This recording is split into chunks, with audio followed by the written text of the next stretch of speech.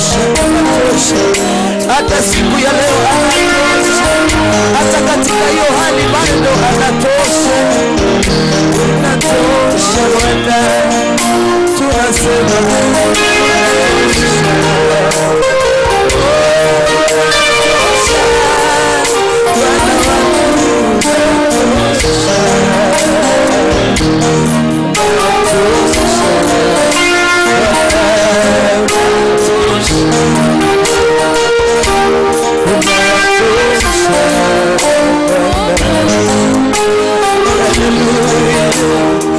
wacha kuona ile shida ambayo uko nayo, mwambie Mungu unatosha.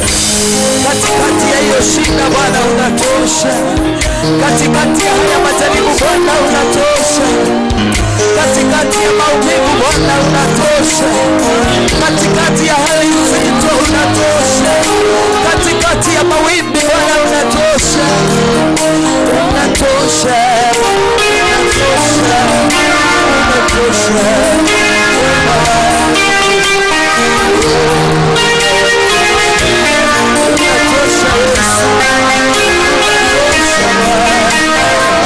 Unatosha.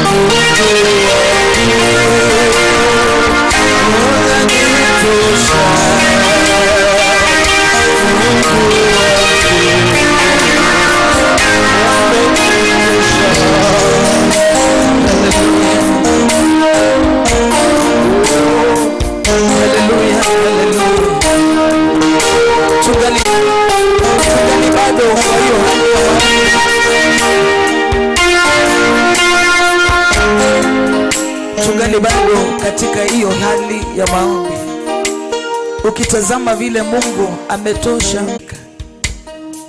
bali mkono wa Mungu umekubeba. Vita zimekuwa mingi, majaribu yamekuwa mingi, mateso yamekuwa mengi, lakini huyo Mungu amekutosha. Kwa hiyo hali ambayo imekulemea, unaona nikana kwamba umefika mwisho, hauna tumaini, haujui uende wapi, utolokee wapi, kumbuka ya kwamba Mungu anakutosha. Tulipoanza mwaka huu, wewe utamalizia mwaka namna gani? Lakini Mungu ametutosha. Ukiulizwa jinsi umemaliza huu mwaka, huwezi eleza, bali mkono wa Mungu umekushika tangia Januari mpaka leo hii. Mungu hajakuacha, sio kwa vile umetenda mema, sio kwa vile umekamilika, sio kwa vile umetia bidii, na sio kwa vile umeokoka kushida wengine, bali mkono wa Mungu umekushika. Mungu ametembea na wewe, amekulinda, amekuhifadhi, amepigana vita zako, amekushidania kwa majaribu yote. Hata kana kwamba umepita kwenye bonde la uvuli wa mauti, Mungu bado amesimama na wewe, na nitazidi kusema unatosha. Even the last of the days that are remaining for this year to end, you are still faithful to me, oh God. Ni mara mingi umemwasi Mungu, umemkosea Mungu, lakini kwa sababu amejawa na huruma na neema, bado anatembea na wewe. Nani kama huyo Mungu? Ni nini hicho unaweza linganisha na huyo Mungu? Ni nini unaweza fananisha na huyo Mungu? Hawezi fananishwa na mali, ni kwa sababu ni Mungu. Hawezi fananishwa na chochote. Huwezi ukamfananisha na wafalme wa dunia, ni kwa sababu yeye ni Mungu. Hata kana kwamba umepitia mambo ambayo huwezi eleza, amepigana vita zako hata kana kwamba hujui, amekutetea hata kana kwamba haupo. Mungu ni mwema, amekuwa mwema kwako. Jua ni wengi wameaga huu mwaka, la sio kusema ya kwamba wewe ni mzuri sana, haungekufa. Familia yako iko sawa, familia yenu iko sawa, hakuna hata mmoja amelazwa, hata kana kwamba kuna yeye alikuwa amelazwa. Mungu alipigana vita na akamponya. Una sababu ya kumshukuru Mungu na kumwambia ni asante, na yale yote bado hayajatimia maishani mwako, sababu najua mwaka ukiluka ulikuwa na resolutions za mwaka huu. Hata kana kwamba haijatimia, jua kwamba Mungu ni mwaminifu, na kwa wakati wake yeye mwenyewe atatenda. Aminia Mungu roho yako, mwaminie Mungu maisha yako, ukijua hakuna lolote lile unaweza fanya bila nguvu za Mungu na bila uweza wa Mungu. Ukijua hakuna hatua hata moja unaweza chukua bila kumhusisha huyo Mungu. Mara mingi tumefanya mambo yetu bila kuongozwa na Mungu, tumejiongoza, lakini kwa uaminifu wa huyo Mungu amekuwa pamoja na sisi.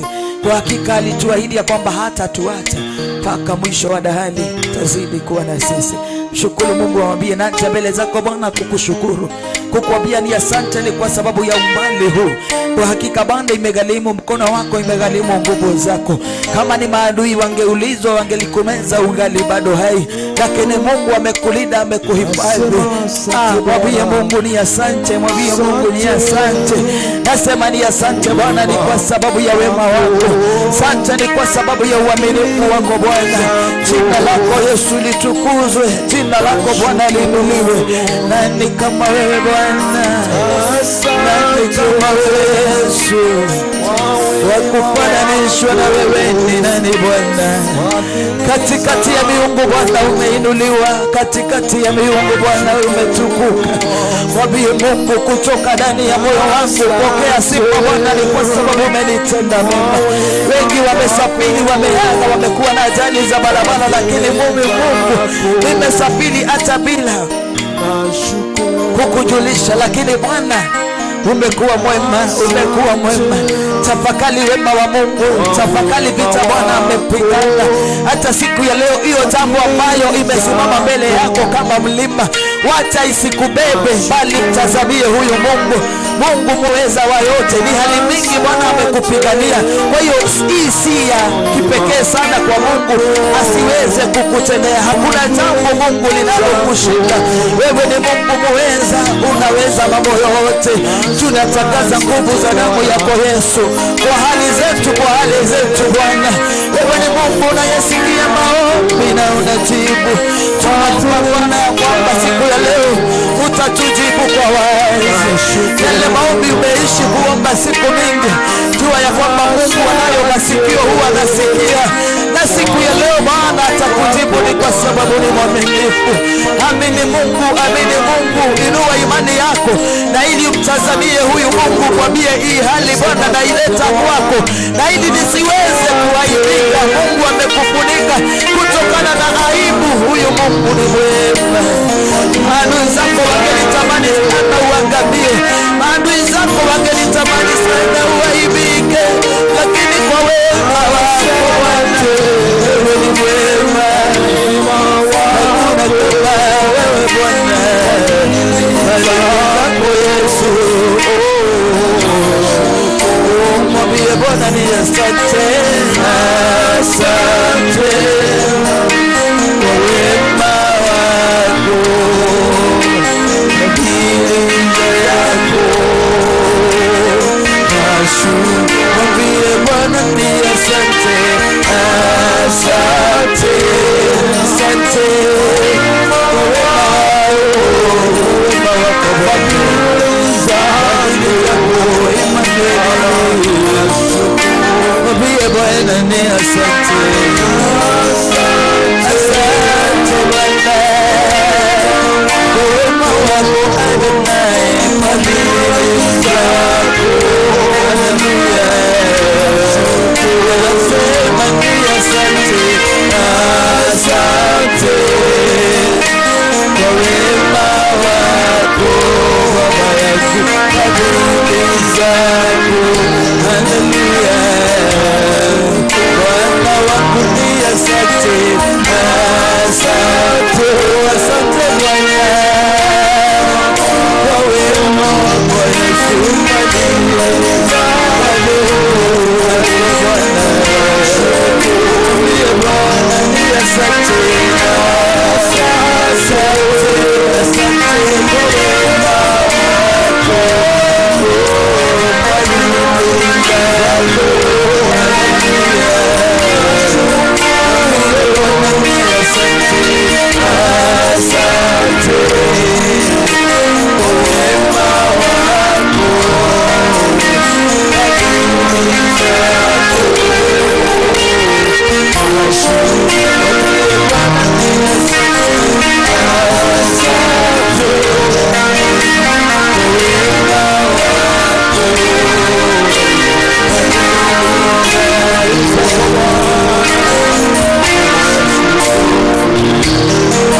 Asante Mwenyezi Mungu, Muumba wa mbingu na dunia.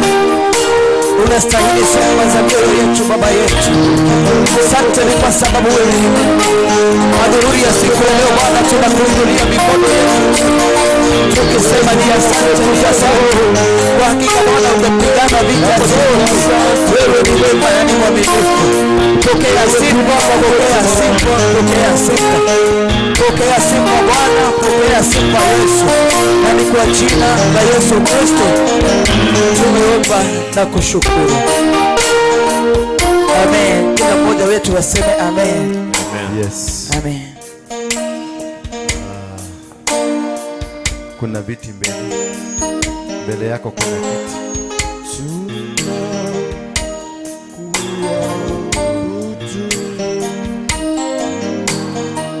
Mfalme wa wafalme,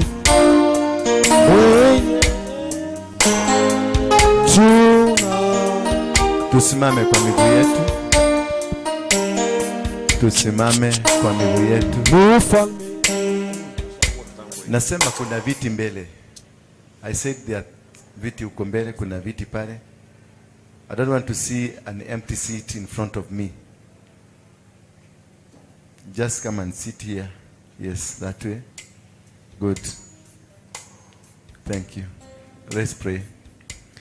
Nakushukuru Baba, ninakuabudu kwa maana wewe ni Mungu mwenye uwezo na mwenye baraka.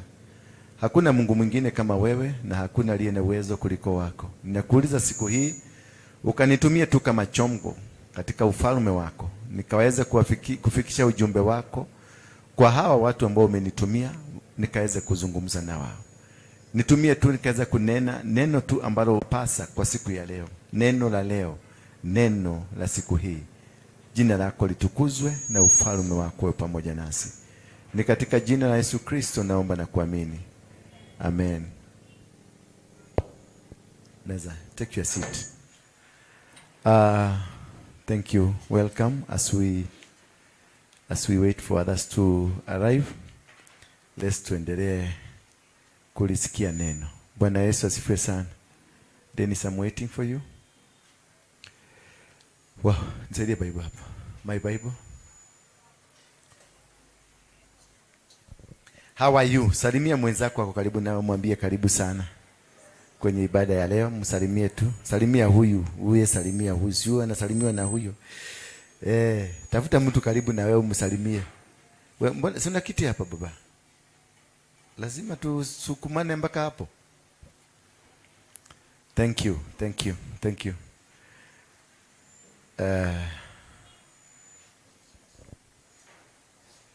God bless you.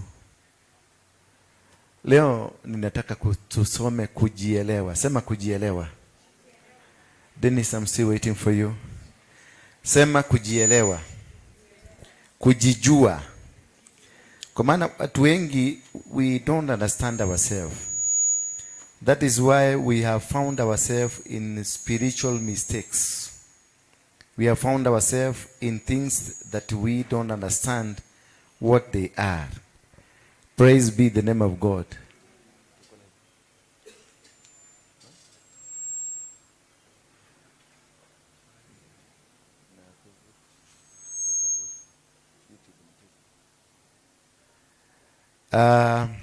Thank you. I want us to read the book of Matthew, chapter number 1. Matthew, chapter number 1. The book of genealogy of Jesus Christ, the son of David, the son of Abraham. The book of what? Understanding the genealogy of who? Jesus Christ, the son of David, and he is also called the son of Abraham. Why the two men? That he is the son of Abraham, the son of David, and also the son of Abraham. That is the genealogy of Jesus Christ. Retracing yourself to understand of which tree do you belong.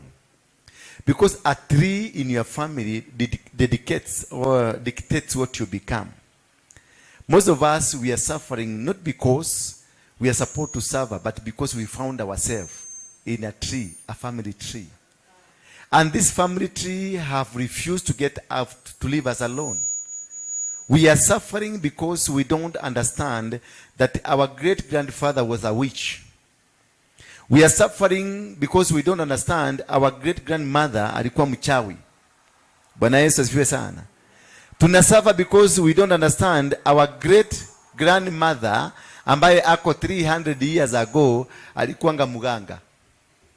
Bwana Yesu asifiwe sana. Wewe umeokoka ni mlokole, umeokoka mpaka umeokoka kuliko Yesu mwenyewe.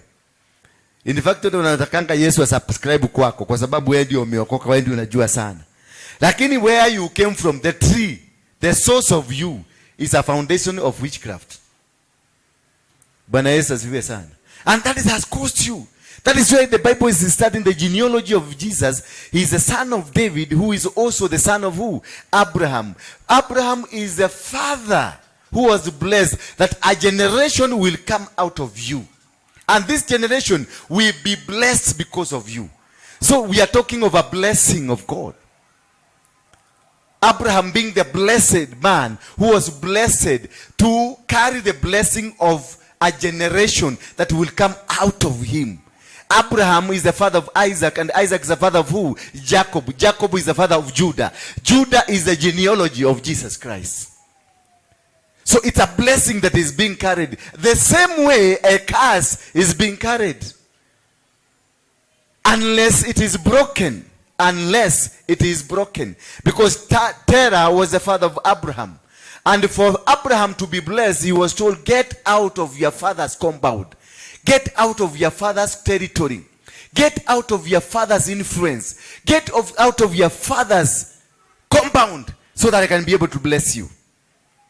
So there are blessings that will not come until you move out from where you are. There are blessings that will not allow, that can't come until you get out the compound of your father. Because your father is operating under a limitation. Your father is operating under a generational curse. Your father is operating under a spirit that is controlling him.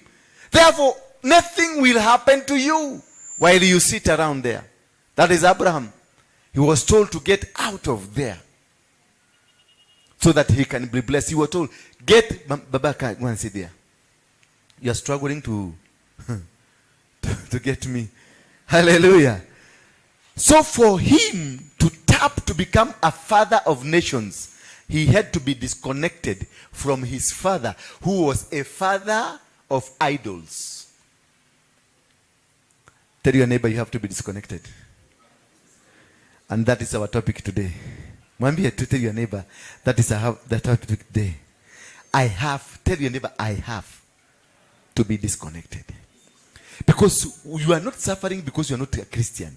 Some of us, we are thinking that being a Christian will stop you from suffering. I'm telling you, Jesus was confronted by a generational curse that was operating in their family. The family of Judah was known by prostitution. Ni family ya usharati na umaraya. Come from Judah. Judah himself, his father, took the wife of his 2 sons, and they gave birth. And that is now the genealogy of Jesus Christ. Judah was one that was blessed. When Jacob was blessing his children, he said, Judah, your brothers will be bowing before you. Meaning you will produce kings. While Levi was cursed because of anger. Reuben was cursed because of sleeping in the bed of his father. Praise be the name of God. So these curses operated, and Judah was blessed to produce a king. But how many generations went through until Judah was to produce a king? Ilichukua generation 10 for Judah to produce a king. Because of what? Because of an act of immorality. Judah gave birth to a son, and this son married a wife. And in the process, the son misbehaved and God killed him. It is God who killed him. Then the wife was left for the second brother to take the wife. And the wife was given to the second brother of the first son of Judah. And the second son was asked, bear the children for your brother, not for yourself. Chukua mke wa brother yako ulale na ye. Don't entertain that nonsense ya kwenda kukaa na pastor huko. Huyu alikuwagi pastor, anakuwaga mister. Lakini nikiwa hapa mimi ni moto. Nimeconnect live wire. Hapa nitarelease kitu na itaconnect. Pale tutapiga story, nitakwambia story yako. Yes, nitakwambia ile kitu inakukula. Lakini because the connection is here. Katika madhabahu. That is where the power is. That's where the connection is. Bwana Yesu asifiwe sana. So avoid hiyo story ya kutaka kukaa karibu na mchungaji. Utakaa karibu na mchungaji, kumbe anakuwa na malaika ambaye anamprotect. Na ukifika huko, obviously you are a human being. You are a human. Wacha kujifanya wewe si mtu. Ukifika huko ukiwa mama, na wamama wanatakaka mtu ambaye ako na vibration. Sasa na mimi nianze kulegeza macho hivi kidogo. Ukiwa mama atalegeza tu, na utaanza kufanya hivi. Na ile malaika ako kwako atakunyorosa, atakugoga. Pako nasema, nilienda kwa hiyo mchungaji nikapigwa pita. Hivi vita yote nilitoa hiyo kanisa. Ni wewe ulijipelekea kwa moto. Ndio kwa maana unakaragwa. Unaenda kusema tu huyo mchungaji alipatikana huko. Huku mhurumia, mpatie tu nafasi yake afanye kazi ya Mungu. Na kama hana mke kama mimi, mnaniombea nipate mke. Lakini usijiombe wewe ukue mke. Mahoya, ukiwaambia hivyo. Father, I thank you. This man, I possess him.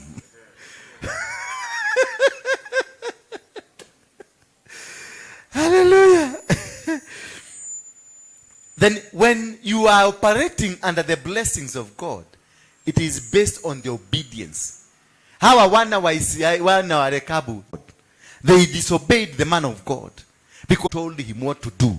But when the man of God came and told, this is the situation God wants you to be, they refused. The end of disobedience, it becomes, let me read for you very fast. The blessings on obedience. Now it shall come to pass, if you diligently obey the voice of the Lord your God, to observe carefully all his commandments which I command you today, that the Lord your God will set you high above all nations of the earth, and all the blessings.